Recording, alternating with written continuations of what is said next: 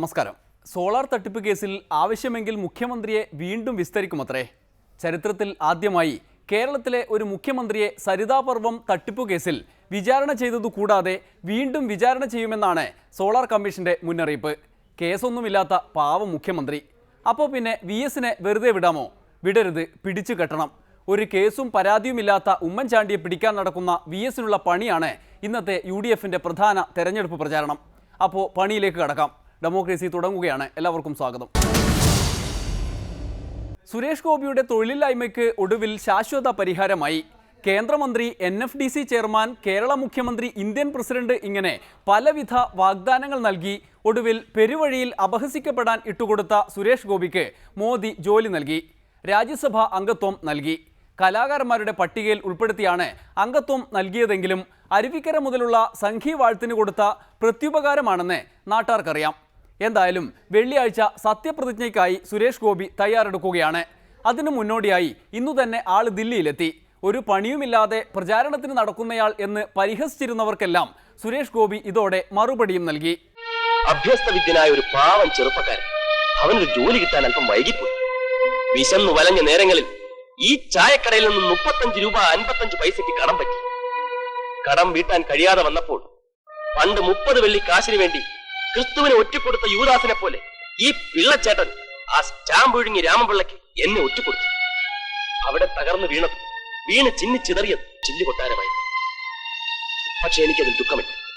അന്ന് നിങ്ങളത് ചെയ്തില്ലായിരുന്നെങ്കിൽ ഇന്നീ കാണുന്ന KDE 4744 AC അംബാസഡർ കാറും അങ്ങ് സിറ്റിയിൽ ഒരു വലിയ ബംഗ്ലാവും ഉയർന്ന ഉദ്യോഗവും സമ്പത്തും ഒന്നും എനിക്കുണ്ടാകുമായിരുന്നില്ല. മോനെ, ഇത്ര പെട്ടെന്ന് നിനക്ക് ഈ ഉയർച്ച ഉണ്ടാകുമെന്ന് ഈശ്വരനാണ് ഞാൻ കരുതിയില്ല. അല്ലെങ്കിലും രാജേട്ടന് അങ്ങനെയൊന്നും കരുതാൻ കഴിയില്ല.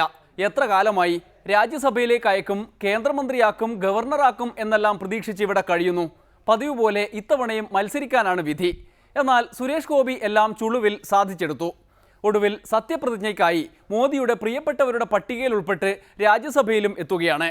പാർലമെന്റിൽ മോദിയെ അനുകരിച്ച് പടികൾ തൊട്ട് തലയിൽ വെച്ചാണ് ആക്ഷൻ ഹീറോ നടന്നു കയറിയത്. മോദിയാണല്ലോ ദൈവം. അതുകൊണ്ട് മോദി അണ്ണന്റെ ഉപദേശം അപ്പടി സ്വീകരിക്കുകയാണ്.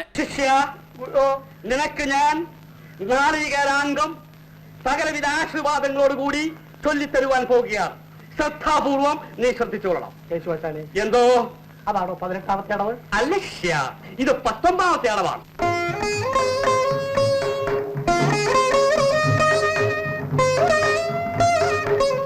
കളരി ദൈവങ്ങളെ, അംഗക്കരുനാഗങ്ങളെ, നേരം മാവാ, ഇന്നോളം ഈ കളരി തൊഴുതു പോയിട്ട് എല്ലാ കാര്യങ്ങളും നേടിയിരിക്കുന്നു. ഇന്നും തൊഴുതിട്ട് പോകുകയാണ് കോലശ്രീ നാട്ടിലേക്ക്. മനസ്സിലൊരു മോഹം കയറിയിരിക്കുന്നു. ഈ ആറുമുണ്ണിയെ അനുഗ്രഹിക്കണം അമ്മ. അത് നരേന്ദ്രമോദി അങ്ങനെ ചെയ്തു അതുകൊണ്ട് എന്നല്ല. ഞാൻ എൻ്റെ വേദികൾ കയറുമ്പോഴെല്ലാം, എൻ്റെ പെർഫോമൻസിനുള്ള വേദി കയറുമ്പോഴും തൊഴുതാണ്. എൻ്റെ സിനിമയ്ക്ക് ഞാൻ ആദ്യത്തെ ഷോട്ടിന് പോകുമ്പോഴും തൊഴുതാണ് കയറുന്നത്. അതുതന്നെയാണ് ഇത്. ഇനി അങ്ങോട്ടുള്ള എൻ്റെ ഒരു പ്രധാനപ്പെട്ട പ്രവർത്തനത്തിൻ്റെ ക്ഷേത്രമാണ് എന്ന് സങ്കല്പിച്ച് തൊട്ട് വണങ്ങിയതാണ്. നിനക്ക് നടന്നില്ലേ ഇക്കുടിയിൽ ഉറക്കം വരാത്തവരാ ഞങ്ങൾ അനുവാദം കൊടുക്കുന്നു. കൈലാസം നന്നാകാൻ ഇനി പ്രദോഷം നോക്കണോ? പോയി വരും കുട്ടികളെ.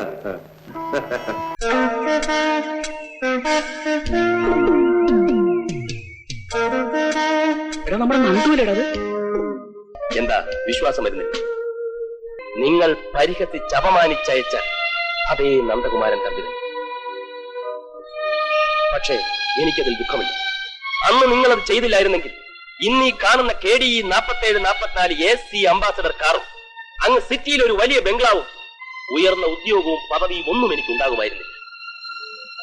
നിന്നെയൊക്കെ പോലെ ഈ ഉരുണ്ട ബോളം കളിച്ച് ചൊറിയും കുത്തി മുരടിച്ച മനസ്സുമായി ഇന്നും ഈ കുരുവിക്കുളത്ത് ഒരനാഥ പ്രേതം പോലെ ഞാൻ അലഞ്ഞു നടക്കുമായിരുന്നു. വയലാർ രവിചേട്ടൻ എൻ്റെ കുടുംബത്തിലെ കാർന്നവരെ പോലെ തന്നെയാണ്. അപ്പോൾ എൻ്റെ അമ്മയുടെ സീനിയറായിട്ട് കോളേജിൽ പഠിച്ചതാണ്. മേഴ്സി ചേച്ചി അമ്മയുടെ ഫ്രണ്ടാണ്. അപ്പോൾ അത് വെച്ചിട്ട് കൃത്യമായിട്ട് ഞാൻ ഒപ്പിട്ട് തിരിയുന്ന സമയത്ത് തോളിൽ തട്ടി രവിചേട്ടൻ നിൽപ്പുണ്ടായിരുന്നു. ഞാൻ രവിചേട്ടാന്നാണ് വിളിക്കുന്നത്. സ്ഥാനം പക്ഷേ കാർന്നവരുടെ തന്നെയാണ്. അത് അങ്ങനെ വന്നു. Now I am very happy.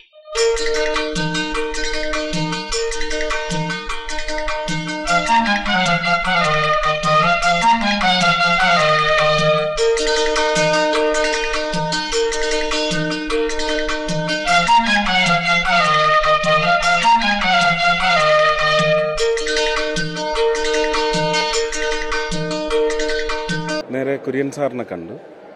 Kurian sir കെട്ടിപ്പിടിച്ചൊരു ഉമ്മയൊക്കെ തന്നു. അപ്പം എല്ലാം സന്തോഷം. ഒരു എന്താണ്, എല്ലാ വശത്തുനിന്നും ഒരു അംഗീകാരമുണ്ടെങ്കിലല്ലേ ഇതൊക്കെ ലഭ്യമാകും. ഇതെല്ലാം ദൈവം തരുന്നതാണെന്ന് മാത്രം ഞാൻ വിചാരിക്കുന്നു. കുരിക്കുളം പഞ്ചായത്തിന്റെ പൊന്നോമന പുത്രനും ഈ ഗ്രാമത്തിന്റെ അഭിമാന ഭാജനവും ഇവിടത്തെ നാട്ടുകാരുടെ കണ്ണിലുണ്ണിയുമായ തിരുമംഗലത്ത് നന്ദകുമാർ ഒരു പുതിയ മനുഷ്യനായി, ഉന്നത ഉദ്യോഗസ്ഥനായി തിരിച്ചു വന്നിരിക്കുന്നു. മണിക്കുട്ടി, രാമളകത്തിനൊന്ന് പിടിച്ചോ. ഇത്തരം ഞെട്ടിക്കുന്ന കാഴ്ചകൾ കാണുമ്പോ ചിലപ്പോ ഹാർട്ട് അറ്റാക്ക് വരും. ഓൾഡേജ് അല്ലേ നന്ദു? വാ.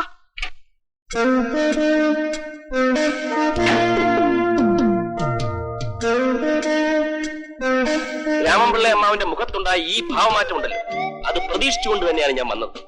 35 രൂപ 55 പൈസയ്ക്ക് പോക്കില്ലാത്തവന് ഈ വീട്ടിൽ നിന്ന് പെണ്ണിനെ ചോദിക്കാൻ യോഗ്യതയില്ലെന്ന് പറഞ്ഞ് എന്നെ അപമാനിച്ചു വിട്ടത് ഇതുപോലൊരു വെള്ളിയാഴ്ചയായിരുന്നു, അതും ഈ മുറ്റത്ത് വെച്ച്. ആ സംഭവം എന്റെ ജീവിതത്തിൽ ഒരു വഴിത്തിരിവായി. എനിക്കതിൽ ദുഃഖമില്ല.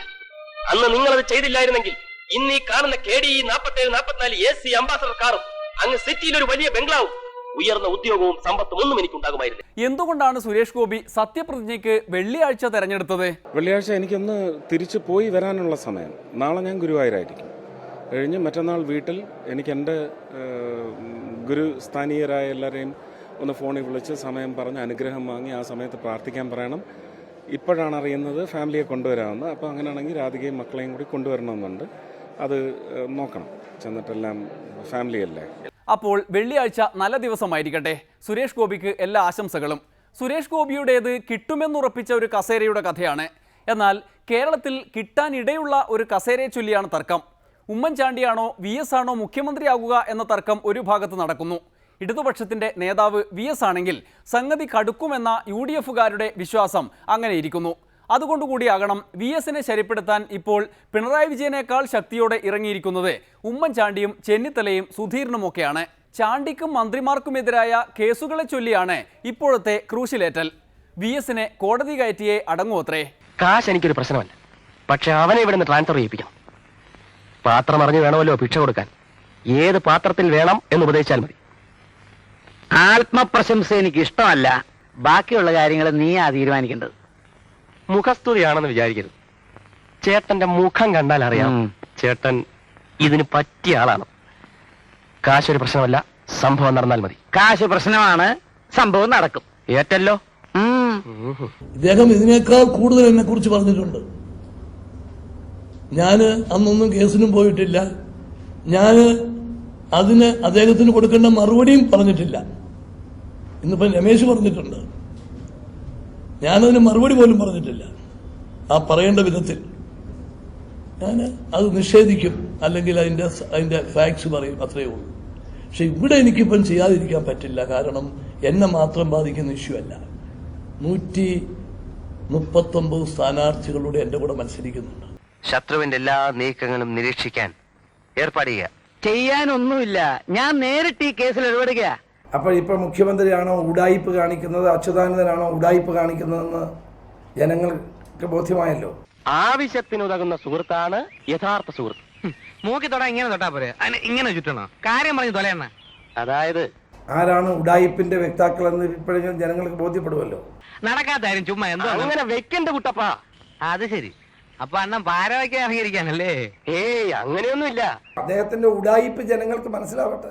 അല്ല, അതാണല്ലോ അതിന്റെ ഒരു. അതെ അതെ, അച്യുതാനന്ദന്റെ ഈ ഉഡായിപ്പ് ജനങ്ങൾക്കൊന്ന് മനസ്സിലാവട്ടെ എന്ന രീതിയാണ്.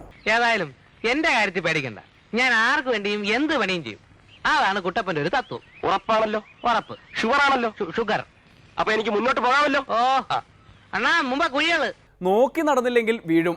കഴിഞ്ഞ 2 തെരഞ്ഞെടുപ്പുകളിലും VS-നെ പിടിച്ചിട്ട് കിട്ടിയ അനുഭവം ഉമ്മൻചാണ്ടി മറന്നതുകൊണ്ടല്ല, അത് ഓർക്കുന്നതുകൊണ്ടാണ് ഇപ്പോൾ ആദ്യം തന്നെ അങ്ങ് നേരെ പിടിച്ചു കെട്ടാൻ ശ്രമിക്കുന്നത്. കെട്ടിയാലും നിന്നുകൊടുക്കാത്ത മറ്റു ചിലരുണ്ട്. തോമസ് ഐസക്കിനെ പോലെ.